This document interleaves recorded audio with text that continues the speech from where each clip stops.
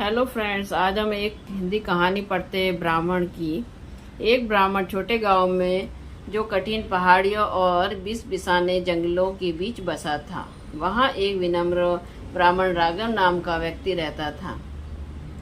वह गहरी भक्ति के आदमी थे, जिन्हें उनकी महानता और ज्ञान की वजह से जाना जाता था। गांव के लोग उन्हें बहुत मानते थे और वह उनकी भलाई का विश्वास रखकर उनकी सेवा करते थे। लेकिन किस्मत के अपने तरीके होते हैं और कभी कभी यह पवित्र आत्माओं को भी अपने अंधेरे परीक्षणों में ले जाता है। एक अचानक अलौकिक रोशनी कमरे में भर गई। हवा तेज हो गई और केशव को उनकी रीढ़ के ऊपर एक ठंडक की संवेदना हुई।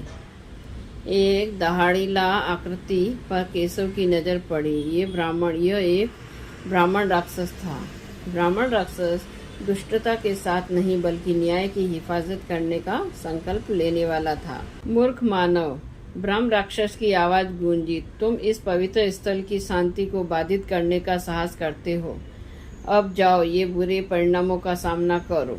डर से प्रेरित केशव ने भागने की कोशिश की, लेकिन ब्राह्मण राक्षस की शक्ति बहुत ज्यादा थी। वह फंस गया। ब्राह्मण, जो घटना की आवाजों को महसूस कर रहे थे, कमरे में दौड़े आए और परिस्थितियां को देखा। उन्होंने ब्राह्मण राक्षस से विनती की, केशव की जान की। ब्राह्मण राक्षस ने उसे बख्शा, एक शर्त पर। उसको अपराध की जिंदगी को छोड़कर धर्म के मार्ग पर अपना दिल देना होगा।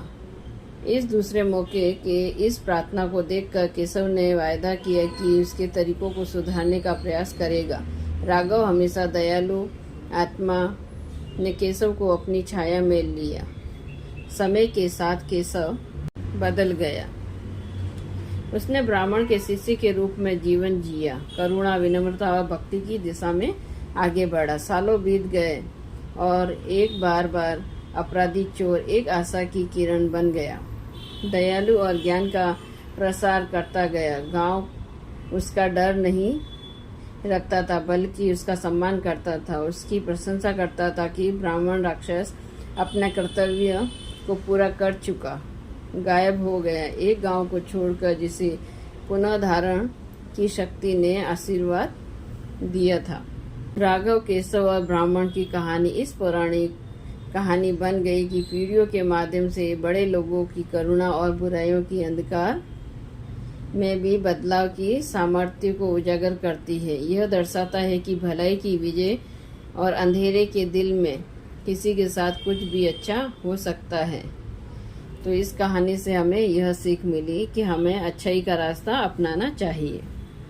हमारा ये वीडियो आपको अच्छा लगा है तो प्लीज़ शेयर कीजिए और लाइक कीजिए। Thank you.